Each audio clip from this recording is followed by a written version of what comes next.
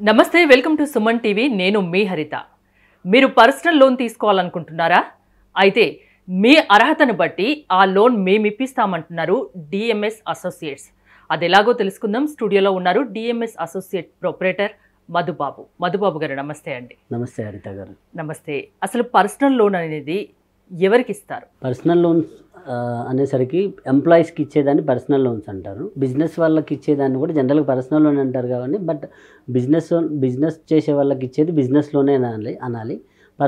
ఎంప్లాయీస్కి, any employee, government or private sector, any ఎంప్లాయీస్కి personal loans అనేది ఇవ్వడం జరుగుతుందండి.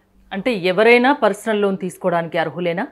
మినిమం 20,000 శాలరీ బ్యాంకులో క్రియేట్ అయితే సరిపోతుందండి. వాళ్ళకి 20,000 నుంచి 30,000 ఉన్న వాళ్ళకైతే మేజర్ ప్రైవేట్ బ్యాంక్స్ ఇవ్వకపోవచ్చు, కానీ there are some NBFCs. So ఆ ఎన్బిఎఫ్సిస్లో nominal amount 2 to 3 lakhs or up to 4 lakhs వరకు మనం మ్యాక్సిమం ఫండింగ్ చేయించవచ్చు. 30,000 అబోవ్ శాలరీ ఉంది అంటే మనం నేషనలైజ్ బ్యాంక్స్ ఇస్తారు, and private sector banks HDFC, ICICI, Axis, IDFC ఇలాంటి అన్ని బ్యాంక్స్లో మనం చేయించుకోవచ్చు. పర్సనల్ లోన్ అనేది ఎంతవరకు తీసుకోవచ్చు? బ్యాంక్స్ ఎంతవరకు ఇస్తాయి అమౌంట్?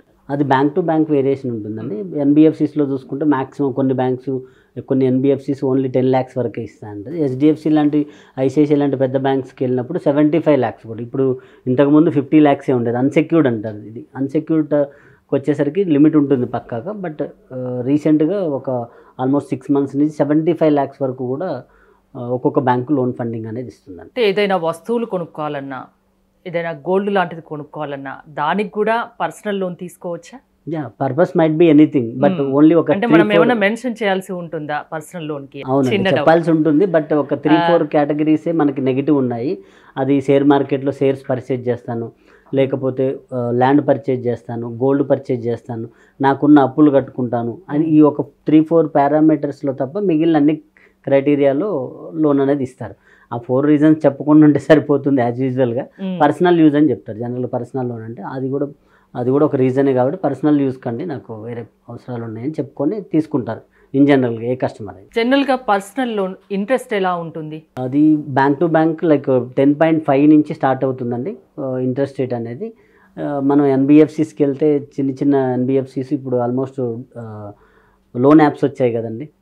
చాలామందిని ఇబ్బంది పెడుతూ, ఇప్పుడు చాలామంది స్టూడెంట్స్ కూడా ఈవెన్ లోన్ యాప్లలో లోన్ తీసుకొని ఇబ్బంది పడుతున్నారు. అలాంటి ఎన్బిఎఫ్సిస్కి వెళ్తే 35%, 40% కూడా ఉన్నాయి. సో మేము చేసే బ్యాంక్స్లో అయితే అప్ టు మ్యాక్స్ 19-20% ఉంటుంది. ప్రాసెసింగ్ ఎలా ఉంటుంది? ప్రాసెసింగ్ ఛార్జెస్ ఎలా ఉంటాయి? తీసుకునే లోన్ అమౌంట్ని బేస్ చేసుకొని ఆర్ క్లయింట్ ప్రొఫైల్ బేస్ చేసుకొని. ఎక్కువ శాలరీ ఉందనుకోండి, రీపేమెంట్ కెపాసిటీ అనేది ఈజీగా ఉంటుంది, రీపేమెంట్ కూడా బ్యాంకుకి ఈజీగా వస్తుంది అని రేట్ ఆఫ్ ఇంట్రెస్ట్ కానీ ప్రాసెసింగ్ ఛార్జెస్ కానీ చాలా తక్కువ ఉంటుంది. సో అలా 5,000 నామినల్ ప్రాసెసింగ్ ఛార్జెస్ అనుకోవచ్చు. ఓవరాల్ లోన్ అమౌంట్ బేస్ చేసుకుని 5,000 నుంచి 10,000 లోపే ఉంటుంది. లేదు పర్సంటేజ్ వైజ్ చూసుకుంటే 0.5 నుంచి స్టార్ట్ అయితే 2% వరకు ప్రాసెసింగ్ ఛార్జెస్ ఉంటుంది. అంటే మన సాలరీని బట్టి పర్సనల్ లోన్ అమౌంట్ అనేది డిపెండ్ అయి ఉంటుందా? ఎగ్జాక్ట్లీ అండి.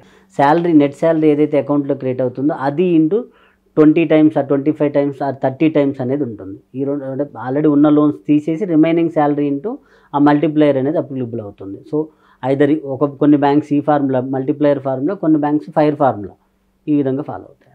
ఇక్కడ చిన్న డౌట్, ఇప్పుడు నేను హోమ్ లోన్ తీసుకున్నాను, ఇంకా పర్సనల్ లోన్ తీసుకోవాలి అంటే నాకు ఇస్తాయా బ్యాంక్స్? అదే మీ salary for example 1 lakh salary ఉందనుకుందాం. 1 lakh శాలరీలో నుంచి ఆల్రెడీ మీరు హోమ్ లోన్ ఒక 30,000 పే చేస్తున్నారు.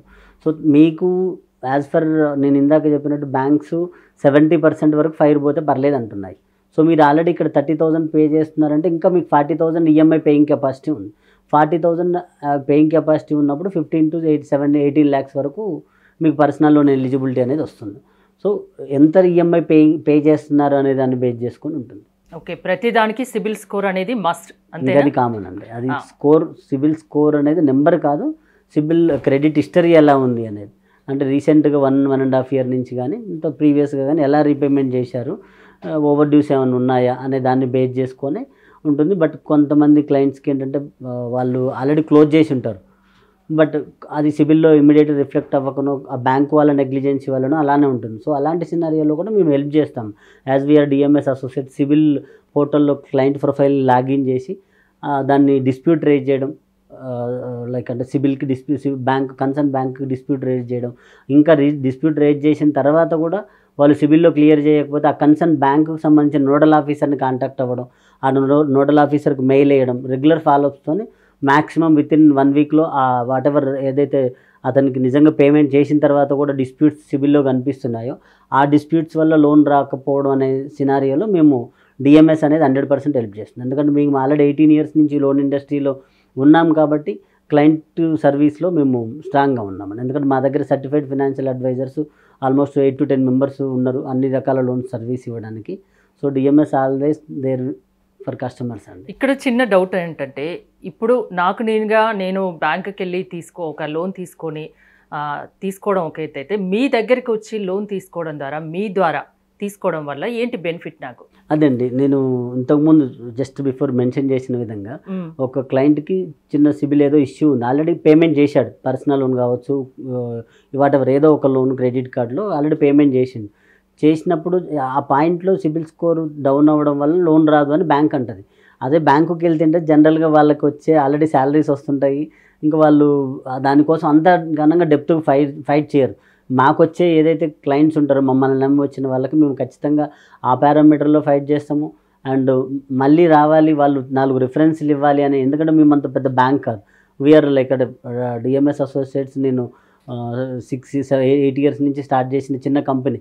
సో మేము ఆ కస్టమర్కి రేట్ ఆఫ్ ఇంట్రెస్ట్ తగ్గించడం కోసం, ప్రాసెసింగ్ ఫీ తగ్గించడం కోసం ఏ లెవెల్లో అయినా, అది జోనల్ లెవెల్లో కావచ్చు, రీజనల్ లెవెల్లో కావచ్చు, ఆ మేనేజర్స్ని రిక్వెస్ట్ చేసుకొని మ్యాక్సిమం బ్యాంకుతో కాంపిటేటివ్గా ఇంకా బ్యాంక్ కంటే 0.5%, 1% తక్కువ ఇప్పించడానికి మేము ట్రై చేస్తాం. అంటే కస్టమర్కి వీలైనంతగా లాభం చేకూర్చే విధంగా 100% డిఎంఎస్ అసోసియేట్స్ ప్రయత్నిస్తారు. 100% in terms of loan amount ఎక్కువ కావాలి అన్న సినారియోలో కూడా, ఫర్ ఎగ్జాంపుల్ ఒక క్లయింట్కి 1 lakh శాలరీ ఉందనుకోండి, మ్యాక్సిమం మల్టీప్లేయర్ బేస్ మీద చూసుకుంటే 30 lakhs వస్తుంది. శాలరీ ఇంటూ ఇందాక చెప్పారు 30 times లోన్ ఇస్తుందండి.